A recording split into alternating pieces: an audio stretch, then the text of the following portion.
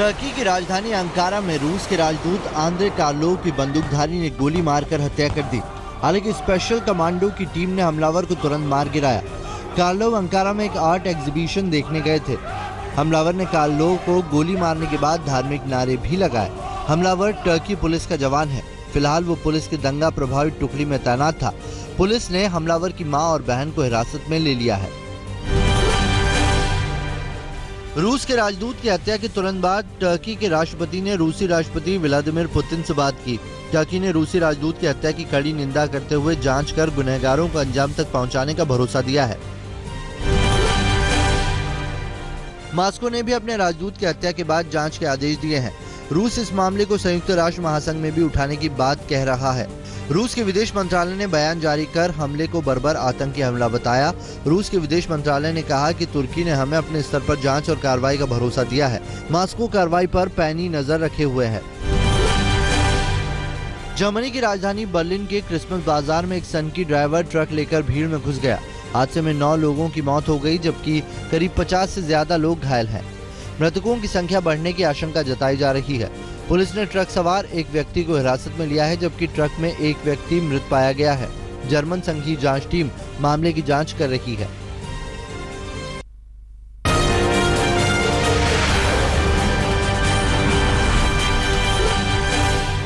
नोटबंदी पर तकरीबन हर रोज बदलते नियमों की कड़ी में सोमवार को आरबीआई ने नियमों की नई किश्त जारी कर दी। अब एक बैंक खाते में 5,000 रुपए से ज्यादा पुराने नोट एक ही बार जमा होंगे। नई अधिसूचना के मुताबिक 5,000 रुपए से ज्यादा की रकम सिर्फ केवाईसी खातों में ही जमा की जा सकेगी। रकम को लेकर बैंक के 2 अधिकारी पूछताछ भी करेंगे कि आपने अब तक पैसे जमा क्यों नहीं कराए। सवाल का संतोषजनक जवाब मिलने के बाद ही 5,000 रुपए से ज्यादा जमा हो पाएंगे।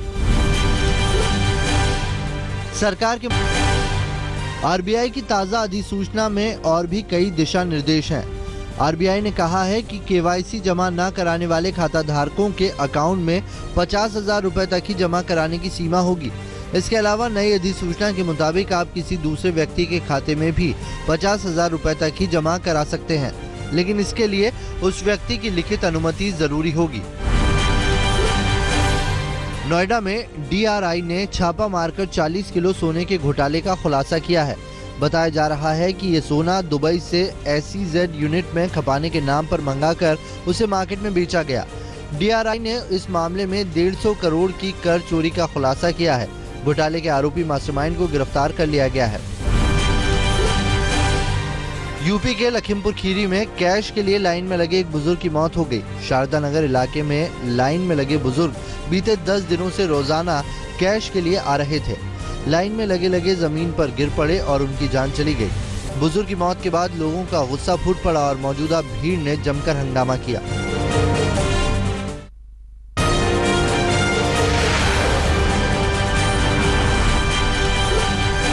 बिहार के मुख्यमंत्री नीतीश कुमार ने देश में कैशलेस अर्थव्यवस्था को नामुमकिन बताया है। नीतीश कुमार ने कहा कि भारत में कैशलेस अर्थव्यवस्था की बात करना उनकी समझ से परे है।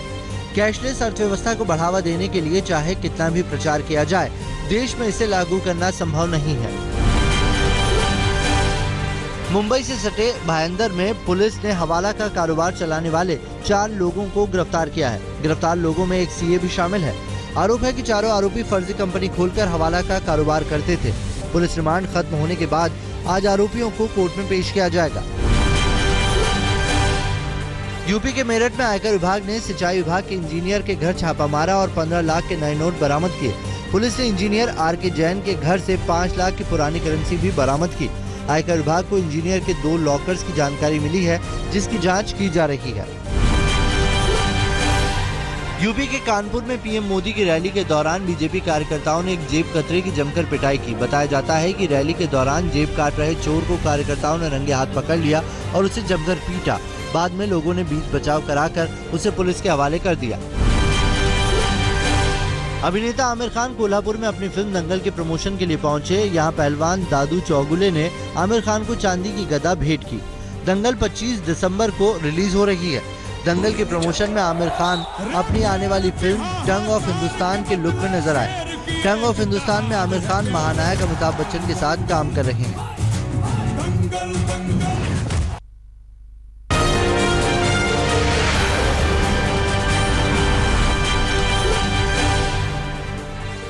चुनाव आयोग इसी हफ्ते 5 राज्यों के विधानसभा चुनावों की तारीखों का ऐलान कर सकता है। अगले साल 5 राज्यों उत्तर प्रदेश, पंजाब, उत्तराखंड, गोवा और मणिपुर में विधानसभा चुनाव होने हैं। सूत्रों के मुताबिक चुनाव आयोग की ओर से सभी तैयारियां पूरी हो गई हैं। चुनाव कार्यक्रम का खाका तैयार किया जा चुका है। इसे चुनाव आयोग की 1 या 2 बैठकों में अंतिम रूप दे दिया जाएगा।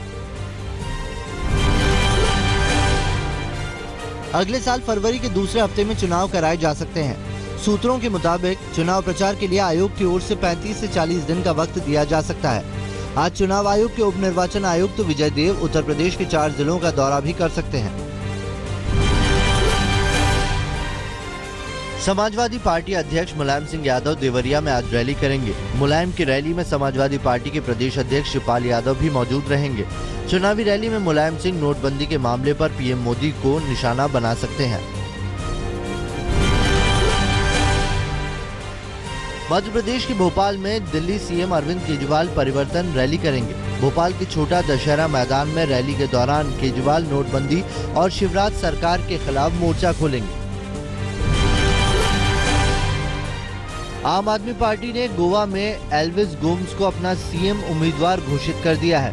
कुनकोलियम में रैली के दौरान केजरीवाल ने एल्विस गोम्स के नाम की घोषणा की। 53 साल के एल्विस गोम्स आईजी जेल के पद से इस्तीफा देकर आम आदमी पार्टी में शामिल हुए हैं और फिलहाल गोवा फुटबॉल एसोसिएशन के अध्यक्ष हैं। यूपी के शामली में अखिलेश सरकार के दर्जा प्राप्त मंत्री रियासत राणा ने बड़बोला बयान दिया है। रियासत राणा ने यूपी में फिर से समाजवादी पार्टी की सरकार आने पर ट्रैक्टर और बाइक फ्री देने का वादा किया। इतना ही नहीं, रियासत राणा ने कहा कि अगर हम यूपी में फिर से सरकार बनाते हैं तो लखनऊ से शामली तक ट्रेन और प्लेन की सीधी सुविधा दी जाएगी।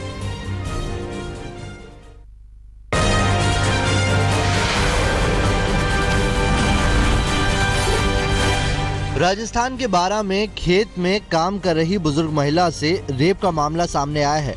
आरोप है कि अज्ञात बदमाशों ने खेत में काम कर रहे बुजुर्ग को बंधक बनाया और उसकी बुजुर्ग पत्नी से मारपीट के बाद रेप किया। पीड़ित बुजुर्ग महिला ने थाने में रेप का केस दर्ज कराया है। फिलहाल पुलिस मामले की जांच कर रही है। दिल्ली के मयूर विहार इलाके में शादी का झांसा देकर लड़की से रेप का मामला सामने आया है। पीड़ित लड़की असम की रहने वाली है। आरोप है कि राजीव नाम के शख्स ने शादी करने का बहाना बनाकर लड़की के साथ कई महीनों तक रेप किया। लड़की ने जब शादी का दबाव बनाया तो लड़का उसे छोड़कर गायब हो गया। पीड़ित लड़की ने मयूर विहार थाने में रेप का केस दर्ज कराया है। मेडिकल में लड़की से रेप की पुष्टि होने के बाद पुलिस ने आरोपी की तलाश शुरू कर दी है। यूपी के आजमगढ़ में खेत में काम करने जा रही महिला के साथ कुछ दबंगों ने रेप की कोशिश की। खेत में जा रही महिला को दबंगों ने घेर लिया और तमंचे के बल पर महिला से रेप की कोशिश की। महिला के शोर मचाने पर मौके पर लोगों के इकट्ठा होने पर दबंग महिला को छोड़कर फरार हो गए। पुलिस ने रेप की कोशिश का केस दर्ज कर जांच शुरू कर दी है। यूपी के बाराबंकी में अज्ञात बदमाशों ने चपरासी की गला रेत कर हत्या कर दी। मृतक चपरासी रामनगर में उप संभागीय कृषि प्रसार कार्यालय में काम करता था। कर्मचारियों ने चपरासी के गायब होने की जानकारी विभाग के एसडीओ को दी। मौके पर पहुंची पुलिस ने ऑफिस के सामने भूसे के गैरेज से शव बरामद किया है। पुलिस ने चपरासी के शव को पोस्टमार्टम के लिए भेजकर हत्यारों की तलाश शुरू कर दी है। दिल्ली के सीलमपुर इलाके में नोटबंदी से परेशान युवक की मौत का मामला सामने आया है। परिजनों की माने तो नोटबंदी और कर्ज न चुका पाने से परेशान युवक ने घर में फांसी लगाकर खुदकुशी कर ली। मृतक युवक कर्ज चुकाने के लिए अपनी प्रॉपर्टी बेचना चाहता था, लेकिन नोटबंदी के चलते उसकी प्रॉपर्टी भी नहीं बिक रही थी। कर्जदार उसे परेशान कर रहे थे, जिसके चलते तनाव में आकर उसने खुदकुशी कर ली। पुलिस को मृतक के मोबाइल से सुसाइड नोट भी बरामद हुआ है। फिलहाल पुलिस मामला दर्ज कर जांच शुरू कर चुकी है।